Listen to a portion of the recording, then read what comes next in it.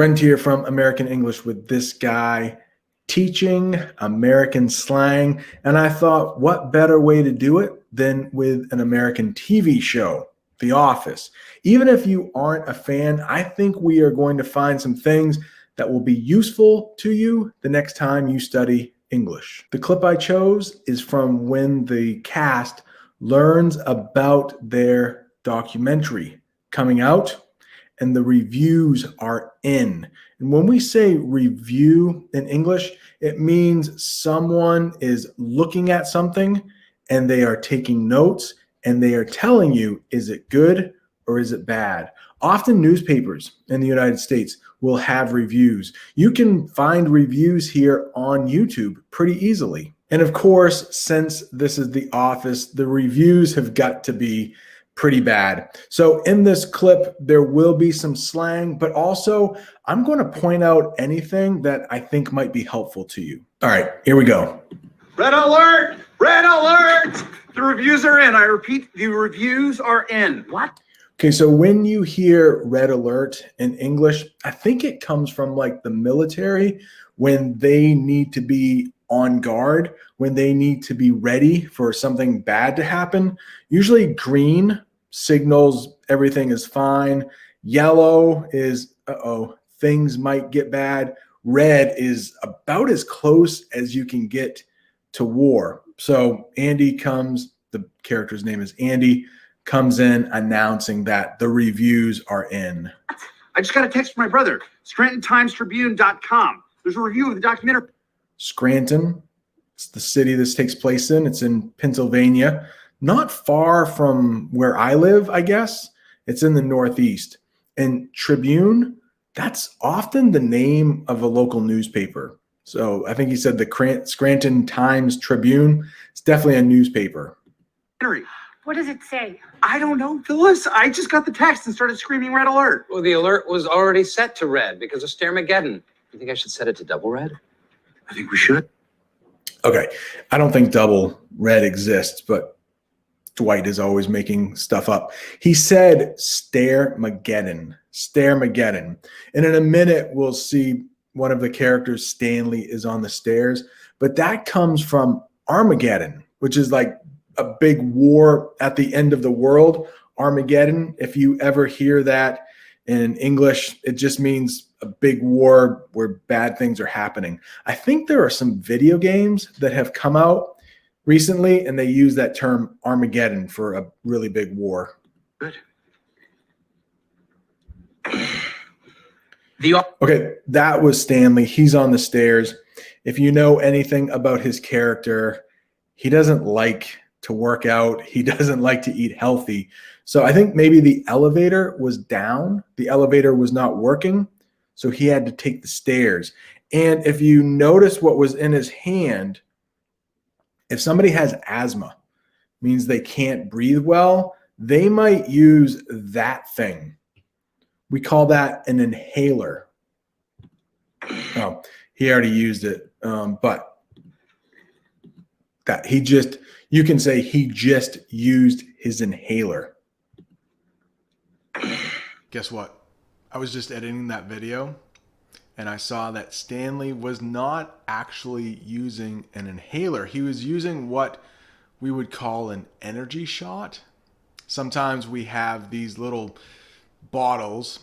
Some of them are called 5-hour energy and they're supposed to give you a boost. I don't think they're very good for you, but that's what Stanley was drinking. He wasn't taking an inhaler.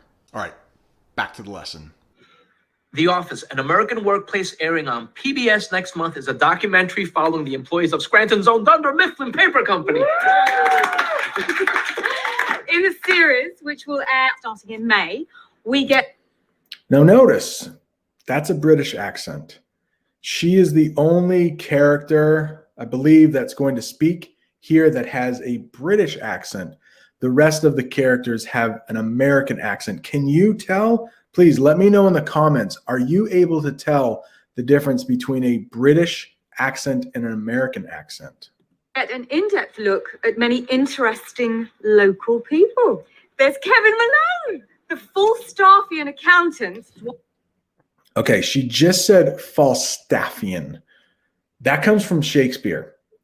Falstaff was a character who was known for being lazy and fat, kind of like Kevin Malone, and the life of the party. Like a lot of people, he will make a lot of people laugh, Falstaff, the character. So maybe that's why they're calling him Falstaffian, meaning maybe a little fat, but lovable, making a lot of jokes. Dwight Schrute, the head salesman, forever chasing a manager position he will never get. Oh, that's kind of sad. He's chasing a manager's position. He's trying to get it, but he'll never get it. Chasing. What does Josh McAuliffe know about the paper business? He works for a news thing. And There's the joke. What does he know about paper? He works for a newspaper. Not a good joke, I don't think, but I think that's what they were going for. Bernard, the rudderless trust fund child. Rudderless trust fund child. Let's talk about that. That can be pretty difficult. Boats have rudders, and that is what controls their direction. If they are rudderless, it means there's no control over what direction they are going. So if you've seen the series, sometimes he will just leave work and go on boating adventures. So rudderless, meaning he has no direction in life. Trust fund. That means that his parents were rich and they set up a trust for him, which means a lot of money. So basically, Andy, if he is a trust fund baby, did they say? Trust fund baby?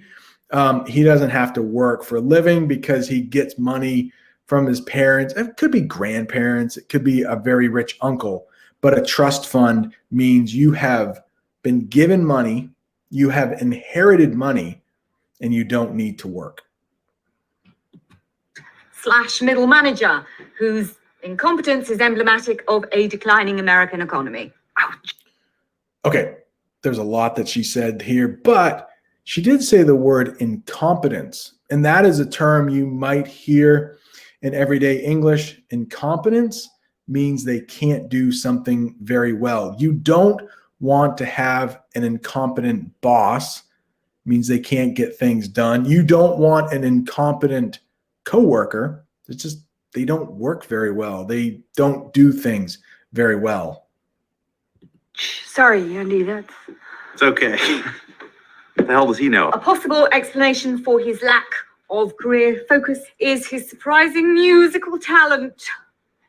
I want you to print that out for me. I will. Now that this documentary is Okay, so he didn't like the first part, but he really likes the last part because the person writing the review says he has musical talent. coming out, my days at Dunder Mifflin are probably limited. And you know what? Good. Okay, so when he says my days at Dunder Mifflin are limited, that means he doesn't have very much longer to work there. His days are limited.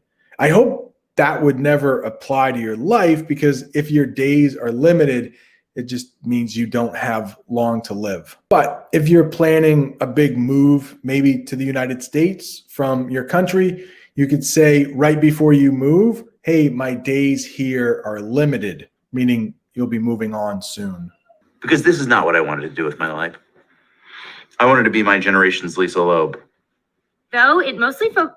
Okay, so Lisa Loeb, that it's not really slang, but most people my age, I'm in my 40s, might know Lisa Loeb. She was a semi-famous American singer. She had, I think, one big hit, one song that did well. I think it was called Stay, but I'm not sure.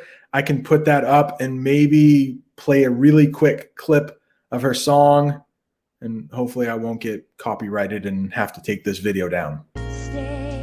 Focuses on the daily realities of office life.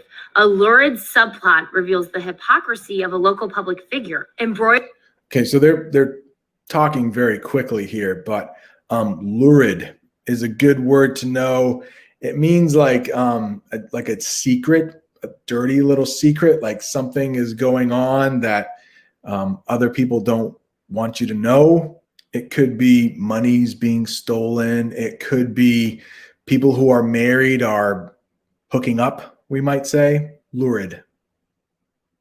Embroiled in a gay affair while preaching family values. Oh, which public figure? I bet it's Katie Couric. I've been saying this for years. No. Katie Couric she's kind of a famous news reporter here in the United States. I'll put a picture up of her, but we have 3 big networks like CBS, ABC, and NBC, and she is a news reporter for one of them. She's been around for a long time. Very famous. Well, I think they mean more like a politician. All right, and at the end, if you knew there was an inside joke, you had to have watched the show, but one of the characters was hooking up with another one of the characters' husbands, and we would call that an affair. An affair is when somebody is married, but they're like dating another person. An affair. All right, I hope you learned a little something from this. There wasn't as much slang as I thought there might be, but I hope that you picked up some interesting vocabulary that you'll be able to use the next time you speak English. If you enjoyed this, don't forget to subscribe. If you still want some more English, there's a playlist for you. Thanks for joining. See you next time.